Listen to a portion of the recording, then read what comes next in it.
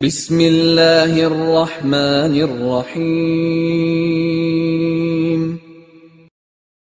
السلام علیکم ورحمۃ اللہ وبرکاتہ۔ الحمد لولیہ والصلاة لنبیہ محمد وآلہ وصحبہ اجمعین، اما بعد۔ حاضرین و ناظرین، یہ درس حدیث نمبر 229 ہے اور آج کا عنوان ہے حضرت ابراہیم علیہ السلام کے ظاہری 3 جھوٹ مگر حقیقت کیا ہے۔ روایت سماعت کے لیے ترجمے کے بعد تشریح کی جائے گی۔ بسم اللہ الرحمن الرحیم۔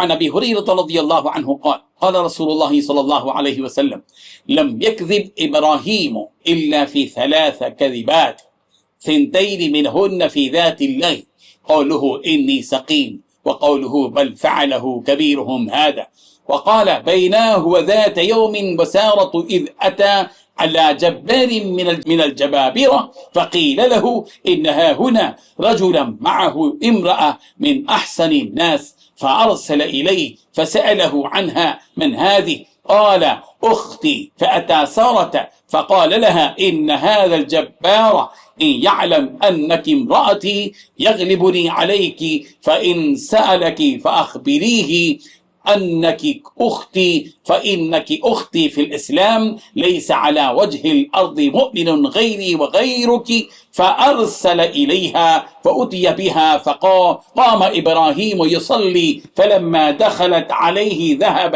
يتناولها بيده فأخذ ويروى فغط حتى ركض برجله فقال ادعي الله لي ولا أضرك فدعت الله فأطلق ثم تناولها الثانية فأخذ مثلها أو أشد فقال ادعي الله لي ولا أضرك فدعت الله فأطلق فدعا بعد حجبته فقال إنك لم تأتني بإنسان إنما أتيتني بشيطان فأخدمها حاجرا فأتته وهو قائم يصلي فأومأ بيده مهيم قالت رد الله كيد الكافر في نحره وأخدم هاجر قال أبو هريرة تلك أمكم يا بني ماء السماء متفق عليه۔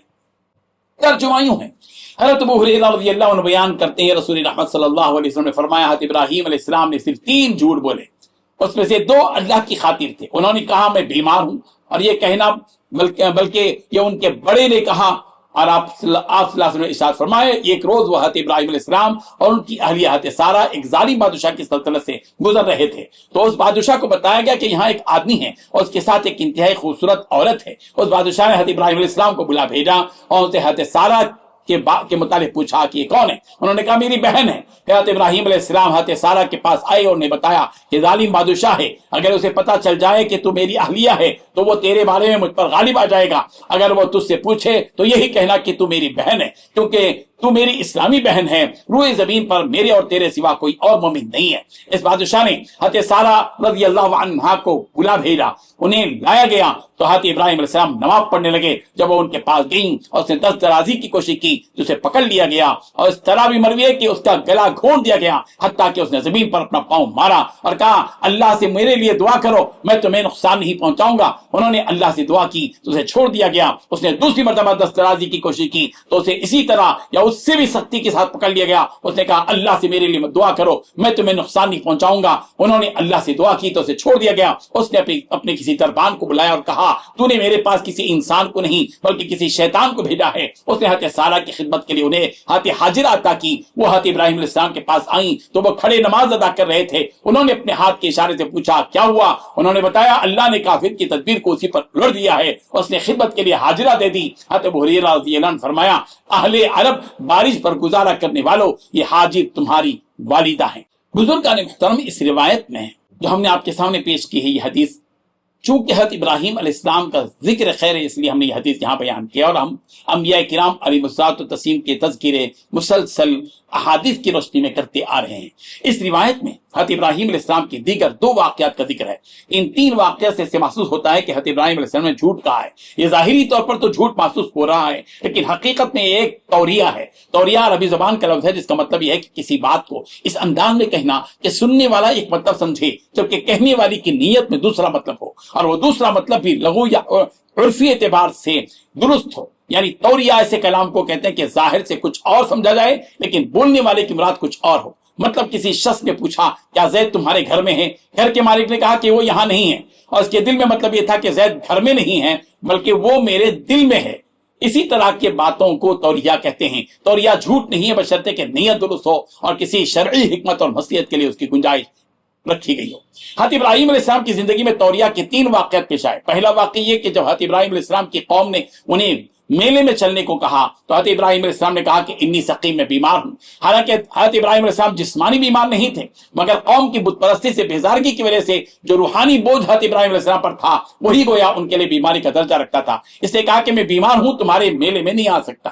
دوسرا واقعہ یہ ہوا کہ حضرت ابراہیم علیہ السلام بت خانے میں پہنچ کر سارے بتوں کو توڑ دیا اور کلہاڑی بڑے بت پر رکھ دی۔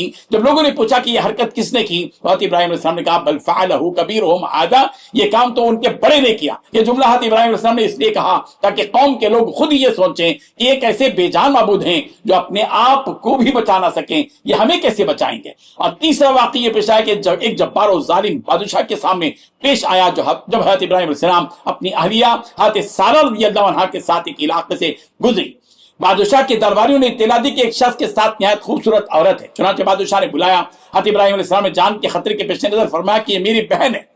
حضرت سارہ سے کہا اگر وہ بادشاہ تم سے پوچھے تو یہی کہنا کہ تم میری بہن ہو، کیونکہ اللہ کے دین میں ہم دونوں پہلے بھائی بہن ہیں اور سطح زمین پر ہمارے سوا کوئی مومن موجود نہیں۔ بادشاہ نے سارہ رضی اللہ عنہ کو بلوایا اور اس کی طرز درازی کا نشانہ بننے والی تھی وہ حضرت ابراہیم علیہ السلام نے نماز شروع کر دی اور ادھر اللہ تبارک و تعالی نے یہ معجزہ ظاہر فرمایا۔ بادشاہ جب اس سارہ کو ہاتھ لگاتا تو اس کا پورا جسم مفلوج ہو جاتا، وہ زمین پر پاؤں مار کر مدد کا خواستگار ہو جاتا۔ حضرت سارہ رضی اللہ عنہ سے دعا کی، التجا کرتا، وہ دعا کرتی، اللہ تعالیٰ اسے چھوڑ دیتے، مگر وہ پھر وہی حرکت کرتا تو پھر وہی حال اس کا ہو جاتا تھا، یہاں تک کہ اس نے کہا تم نے انسان نہیں شیطان بھیجا ہے۔ چنانچہ اس نے شرمندگی میں حضرت سارہ رضی اللہ عنہ کو آزاد کر کے ان کی خدمت کے حضرت حاجرہ کو بطور باندی دے دیا۔ حضرت سارہ رضی اللہ عنہ واپس حضرت ابراہیم علیہ السلام کے پاس آئیں تو وہ نماز میں مشغول تھے۔ انہوں نے ہاتھ سے کے اشارے سے پوچھا کیا ہوا؟ حضرت سارہ نے کہا جواب دیا اللہ تعالیٰ نے کافر کی چال کو اس پر پلٹ دیا اور اس نے مجھے خادمہ کے طور پر حاجرہ کو عطا کیا۔ اسی طرح حضرت حاجرہ رضی اللہ عنہ سے بعد میں حضرت اسماعیل علیہ السلام کی ولادت ہوئی جو عرب کے جد امجد ہیں۔ اسی لیے حضرت ابو ہریرہ رضی اللہ عنہ نے فرمایا تلک امکم یا بنی ماء السماء، یہ واقعات ابراہیم علیہ السلام کی اعلیٰ حکمت، توکل علی اللہ، غیرت ایمانی اور اللہ تبارک و تعالیٰ پر مکمل بھروسے کی عظیم مثال ہے۔ ساتھ ہی حضرت سارہ رضی اللہ عنہ کی فتح و کردار اور دعا کی برکت سے ظالم کے مقابلے میں اللہ تعالیٰ کی مدد کی وہ مستحق ہوئی۔ اللہ تبارک و تعالیٰ ان واقعات سے ہم سب کو سبق حاصل کرنے والا بنا دے۔ آمین۔ وآخر دعوانا ان الحمد للہ رب العالمین۔